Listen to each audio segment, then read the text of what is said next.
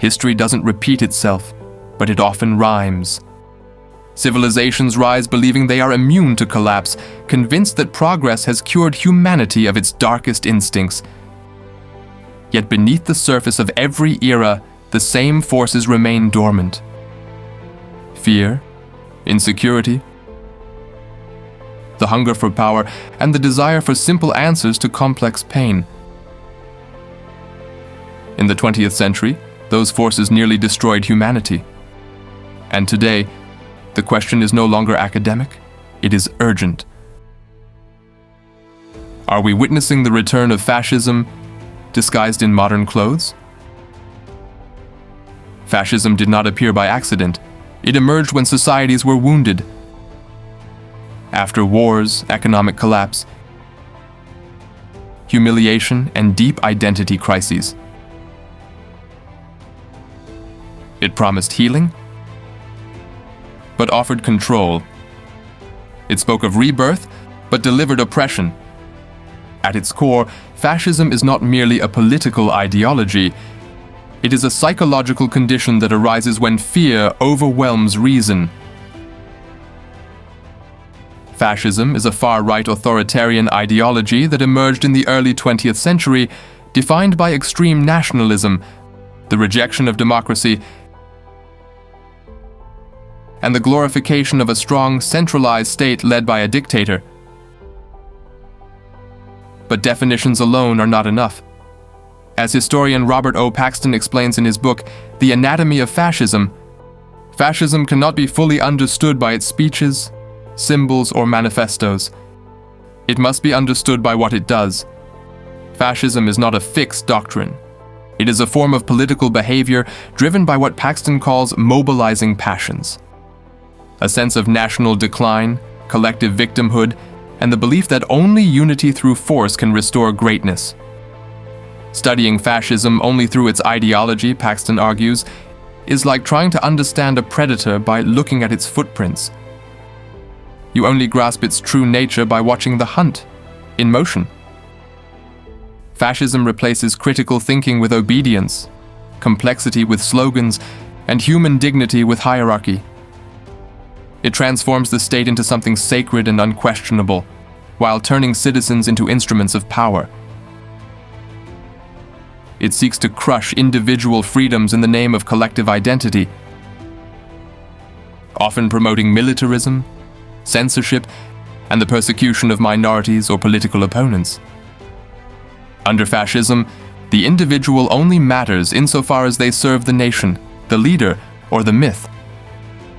Art becomes propaganda, education becomes indoctrination, truth becomes flexible, reshaped to fit the needs of power, and anyone who questions the narrative is labeled a traitor, an enemy, or a disease. Fascist regimes build a cult of personality around their leaders, weaponize propaganda, and use fear and violence to maintain control, presenting themselves as the only force capable of restoring order and greatness. The leader becomes larger than life, almost divine. Their image fills streets, screens, and minds. Repetition turns lies into perceived truth. Emotion replaces evidence. Loyalty replaces morality.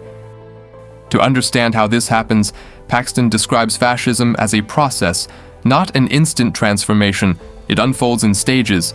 It begins with the creation of movements, born in moments when liberal democracies fail to respond to crisis.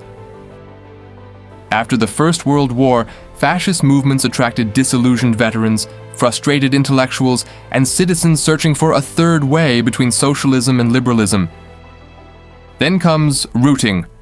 Fascist movements gain legitimacy by offering protection to established interests, landowners, elites, institutions, against the fear of social revolution. They occupy a political space opened by polarization and paralysis. Next comes the conquest of power. Fascists do not usually seize power alone. They are invited in by conservative elites who believe they can control the movement, use its energy, and later discard it. History shows how catastrophically wrong that assumption is. Once in power, fascism operates as a dual state. Traditional institutions still exist, but they are constantly undermined by parallel structures of the party, guided by the arbitrary will of the leader and sustained through intimidation and violence. Finally comes the last stage, either entropy or radicalization. Some regimes decay into traditional authoritarianism, others, driven by war, myth, and racial obsession, spiral into escalating violence, culminating in genocide, total war, and self-destruction. This is how fascism reached its peak under Mussolini in Italy and under Adolf's regime in Germany. It promised unity, pride, and order, but delivered only war, genocide, and devastation. Entire populations were convinced that suffering had a single cause, and that eliminating that cause would restore greatness. History remembers the consequences. Cities reduced to ashes, millions exterminated, and a moral wound that still haunts humanity. But history does not stay in the past. It adapts, it mutates, and it waits. Today, authoritarian ideas are spreading again through social media, fake news, and the cult of personality around certain leaders. Fear of economic collapse. Fear of immigrants. Fear of the other. Fascism always grows in fear. The tools have changed, but the psychology remains the same. Algorithms reward outrage. Simplistic narratives travel faster than truth. Emotional manipulation spreads more efficiently than reason. Fear is not just a byproduct of fascism, it is its greatest weapon. Fear distorts reality, turning neighbors into enemies, strangers into threats. Fascism feeds on fear. But here is the truth they never want you to see.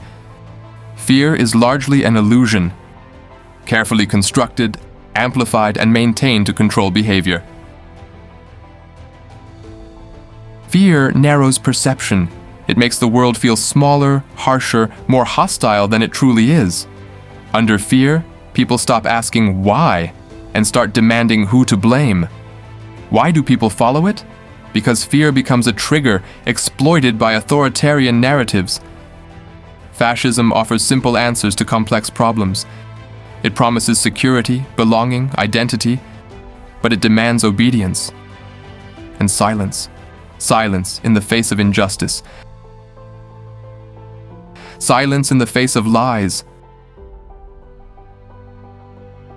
Silence in the face of suffering. As long as it happens to others. Lack of knowledge and awareness leaves hearts unprepared, vulnerable to these narratives. Minds and souls remain immature before the complexity of life, history, and human evolution.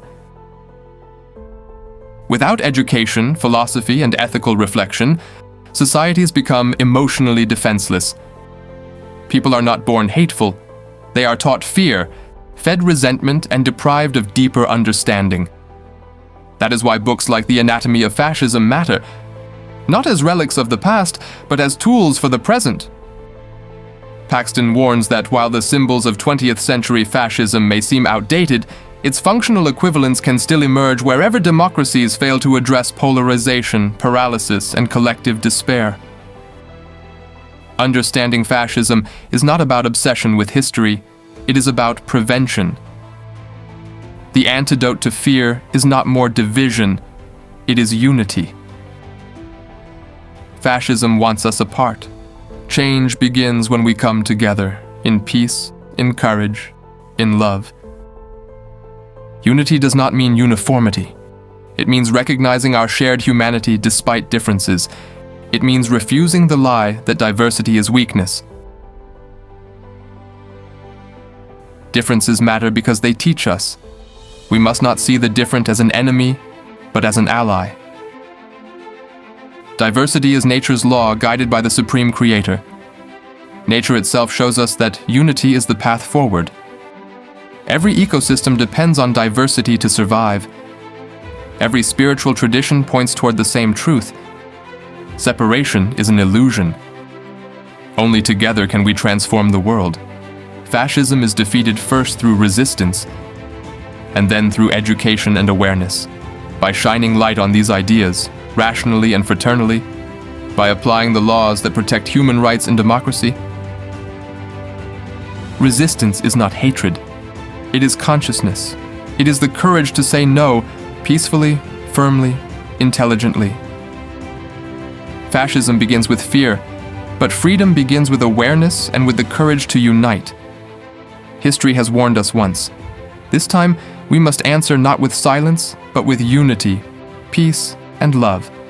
Because the future is not written by fear. It is written by those who choose consciousness. This video is not an ending. It's an invitation.